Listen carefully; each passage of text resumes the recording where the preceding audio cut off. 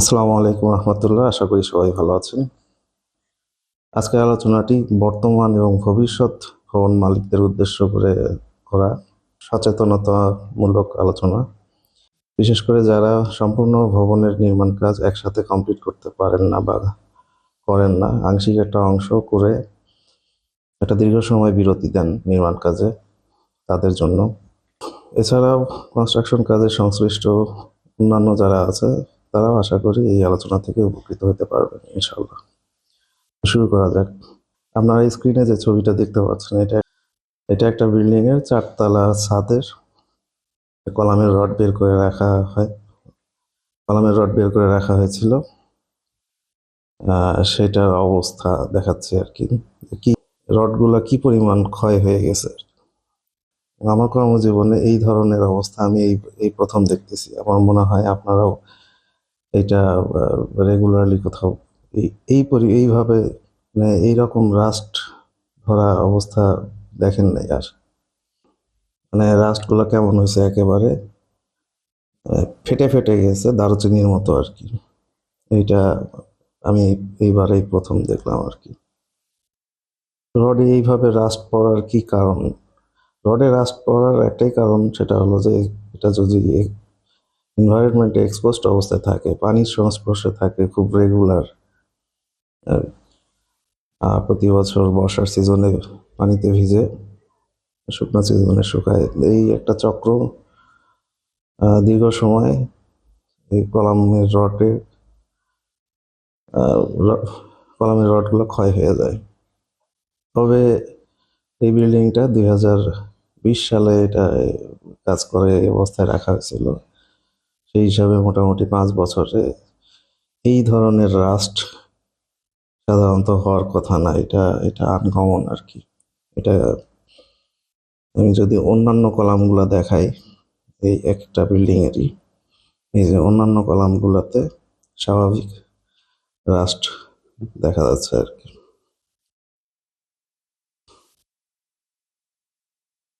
তো এই বিষয়টা নিয়ে আলোচনা করব যে এটা অ্যাকচুয়ালি কি কারণে হয়েছে।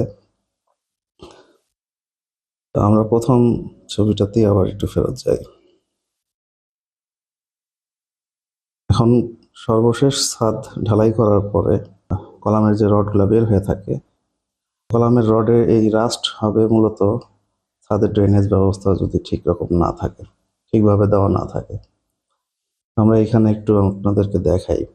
যদিও এখানে ছাদের পানি বের হয়ে যাওয়ার জন্য এই যে ডান পাশে এখানে দেখা যাচ্ছে পানির একটা লাইন করা আছে, এবং এই ওয়াটার ট্যাঙ্কের ওভারফ্লো লাইনও করা আছে। এরপরে এখানে প্রচুর পানি জমে, সেটা বোঝা যাচ্ছে।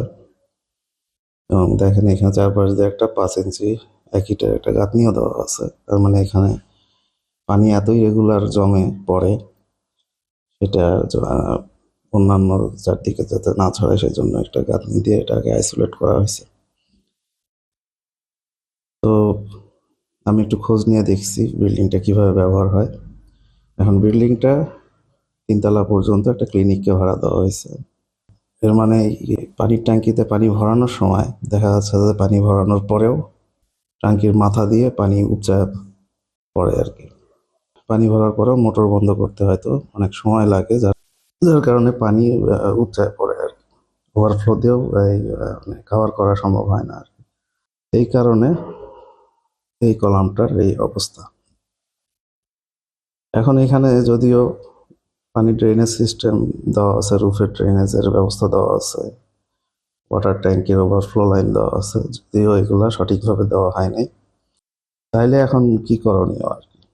বাড়ির মালিকদের উদ্দেশ্যে এই আলোচনাটা তাদেরকে সচেতন করানোর জন্য, যারা বিশেষ করে আংশিক নির্মাণ কাজ করার পরে একটা দীর্ঘ সময় নির্মাণ কাজে বিরতি দিয়ে থাকে, কিভাবে এই ধরনের ঘটনা থেকে মুক্ত থাকা যায়। আমি একে একে বলবো। প্রথমে যে কাজটা করতে হবে ছাদ ঢালাইয়ের পরে, সেটা হলো যে কাজ বিরতি দেব, আমি আর উপরে কাজ করব না। তাইলে আমাকে এই কলামগুলার কিকার করে নিতে হবে। কিকার 2 ইঞ্চি 3 ইঞ্চি কিকার করলে হবে না, অ্যাটলিস্ট 1 ফিট বা 12 ইঞ্চি হাইটের প্রত্যেকটা কলামে আমরা কিকার ঢালাই করব এবং ফলস ঢালাই না, এটা মূল ঢালাইটাই, যেটা ভালোভাবে আমরা 1 ফিট করে কিকার করে নেব। কিকার করার পরে কাজ যেহেতু আমরা লম্বা একটা সময় বিরতি দেব, প্রত্যেকটা রড যেগুলো বের হয়ে থাকবে সেগুলোর রাস্টগুলোকে গ্রাইন্ডিং মেশিন দিয়ে যেভাবেই হোক রাস্টগুলোকে তুলে ফেলতে হবে, পরিষ্কার করে ফেলতে হবে। এরপরে সুতি কাপড় দিয়ে মুছে ফেলার পরে প্রত্যেকটা রডে 1 থেকে 2 কোট রেড অক্সাইড কোটিং করে দিতে হবে। এটা গেল রডের বিষয়ে। এখন পরবর্তীতে যখন কাজ শুরু করবেন তখন আবার গ্রাইন্ডিং করে এই কোটিংটা তুলে ফেলে কাপড় দিয়ে মুছে আবার পরবর্তী কনস্ট্রাকশন করা যাবে। এক্ষেত্রে কোনো সমস্যা হবে না ইনশাল্লাহ। এখন ছাদের পানি ড্রেন আউট করার জন্য, নিষ্কাশনের জন্য এখানে একটা পাইপ দেওয়া আছে। এখানে ড্রেনেজটা হচ্ছে সাইড বরাবর আসলে কখনো পর্যাপ্তভাবে পানি ড্রেনেজ হয় না। এখানে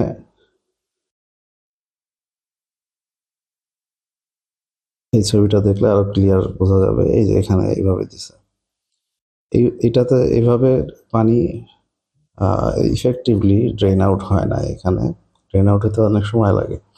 তো ছাদের পানি ড্রেন আউট করার জন্য এই ছাদে গ্রেটিং লাগাইতে হবে এবং পানি ড্রেন আউটটা ভার্টিক্যালি নিচের দিকে একটা সাইফন দিয়ে এই সাইডে এই পাইপের সাথে কানেকশন করে দিয়ে ড্রেনেজের ব্যবস্থা করতে হবে। এবং এটা সাধারণত নিচে যেখানে টয়লেট বা কিচেন থাকবে, ভবিষ্যতে উপরের দিকে কনস্ট্রাকশন হবে, তো ওই বরাবরই আমরা ওই ছাদে সার্কুলার সিডি করে সেখানে পাইপ কানেকশন করে গ্রেটিং দিয়ে কানেকশন করে দিব আর কি।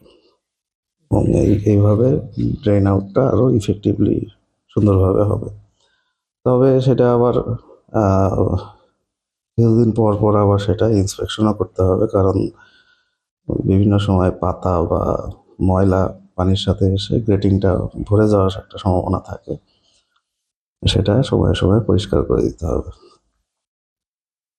ওয়াটার ট্যাঙ্কের ইনস্টলেশনের বিষয়ে আর কি এখানে আমরা যেটা দেখাইছি, এখানে যে ওয়াটার ট্যাঙ্কির ইনস্টলেশন করা হয়েছে, এখানে যে ঘটনাটা ঘটছে যে পানি ভরে যাওয়ার পরেও যে মোটর লাইন অফ করতে এটা পর্যাপ্ত একটা দীর্ঘ একটা সময় লেগে গেছে মোটরের লাইন অফ করতে। তো এখন মোটর যে স্পিডে পানি এখানে ভরাচ্ছে, ওভারফ্লো লাইনটা সেভাবে পানিটা ড্রেন আউট করতে পারতেছে না। এখানে প্রথম কাজ যেটা করতে হবে, এই যে ওভারফ্লো লাইন যেটা দেখতে পারতেছেন, ওভারফ্লো লাইনটা অনেক চিকন ডায়ামিটারে দেওয়া হয়েছে, মোটামুটি দেখে মনে হচ্ছে 1 ইঞ্চি ডায়ার ওভারফ্লো পাইপ। ওভারফ্লো পাইপের ডায়া বাড়াইতে হবে, কমপক্ষে 2.5 ইঞ্চি ডায়া করতে হবে এবং এই দুইটা ট্যাঙ্কের ওভারফ্লো একটা কানেকশন করে একটা সিঙ্গেল পাইপের মাধ্যমে ড্রেন আউটের দেওয়া আছে। এইটা করা যাবে না, এটা সিঙ্গেল ট্যাঙ্ক থেকে যেটা ওভারফ্লো লাইন বের হয়ে আসবে এটা সরাসরি এই ভার্টিক্যাল ওয়েস্ট ওয়াটারের লাইনে দিয়ে দিতে হবে, এখান থেকে একটা এবং এই দ্বিতীয় ট্যাঙ্ক থেকে আরেকটা। এবং এই পাইপটা 2.5 ইঞ্চির কম দেওয়া যাবে না। কম দেওয়ার কারণেই মোটরের লাইন অফ করতে যে সময়টুকু লাগতেছে, হয়তো ভাড়াটিয়া যেহেতু ব্যবহার করতেছে, সে বাড়ির মালিকের মতো ওইভাবে মায়া করে ভবন ব্যবহার করবে না। হয়তো দেখা যাচ্ছে যে পানি ভরে পড়তেই আছে, সুইচ বন্ধ করার কথা মনে নেই। তো এরকম হইলে আলটিমেটলি আমার 2.5 ইঞ্চি পাইপেও হয়তো ওভারফ্লো পাইপে হয়তো নাও হতে পারে। তো এই ক্ষেত্রে ভাড়াটিয়াকে সচেতন হতে হবে, অথবা ভবন মালিককে পানির লাইনে অটো সুইচ লাগাই দিতে হবে, যাতে সময় মতো পানি ট্যাঙ্কি ভরার সাথে সাথে মোটর লাইট অফ হয়ে যায়। এখন ভবনের পানি নিষ্কাশনের জন্য মোটামুটি এই ধরনের পদক্ষেপগুলো নিলেই হবে। এবং যারা ভবনের আংশিক নির্মাণ কাজ সম্পন্ন করে দীর্ঘ সময় বিরতি দিচ্ছেন বাকি নির্মাণ কাজের জন্য, তাদের জন্য এই কলামের কিকার এবং রডে একটা প্রোটেক্টিভ কোটিং দেওয়া খুবই গুরুত্বপূর্ণ। কারণ এখানে যে সমাধানটা পরামর্শ দেওয়া হয়েছে সেটা আপনাদের কারোই পছন্দ হবে না, ইভেন এই ভবন মালিকেরও পছন্দ হয় না, কিন্তু সেটা করতেই হবে। তো prevention is better than cure. আপনারা সচেতন হবেন, এতে করে আপনাদের যে ইনভেস্টমেন্ট সেটা এখানে নিরাপদ থাকবে। এখন এখানে যে সমাধান হিসেবে যেটা দেওয়া হয়েছে সেটা এই এই কলামটা ওই পাশ থেকে বাম পাশে 2 নাম্বার কলামটা সবচেয়ে ক্ষতিগ্রস্ত হয়েছে। আমরা এই শুরু থেকে 1, 2, 3 নাম্বার এই বিমের সাইড থেকে এই পাশে মাঝখানে কলাম লাইন পর্যন্ত একটা অংশ 3 ফিট বা 4 ফিট অংশ রেখে এই অংশটুকু আমরা ভেঙে ফেলতে হবে। ছাদ এবং বিম এবং কলামেরও একটা অংশ ভাঙতে হবে পরিস্থিতি অনুযায়ী, 2 ফিট 3 ফিট যাই হোক, আমাদের রাস্ট অবস্থায় ঢালাই করা যাবে না। এর থেকে ভালো সমাধান করা সম্ভব না এখানে, কারণ এখানে কোনো কাপলার লাগানোর মতো অবস্থা নেই। আমরা যদি ছবিটা আবার একটু দেখি, এই যে মানে রড একেবারে ফেটে চৌচির হয়ে গেছে আর কি। এটা 20 মিলি রড, গোড়ায় হয়তো এখন 10 মিলি বা 12 মিলি এরকম অবস্থায় আছে। তো আপনারা যারা সম্মানিত ভবন মালিকগণ নির্মাণ কাজ আংশিক করেছেন, ছাদের ড্রেনেজ ব্যবস্থা এখনো সেভাবে নির্মাণ করেন নাই, তারা অবশ্যই ব্যবস্থা নেবেন। এই বলে আজকে আলোচনা এখানে শেষ করছি। আপনারা ভালো থাকবেন। আল্লাহ হাফেজ।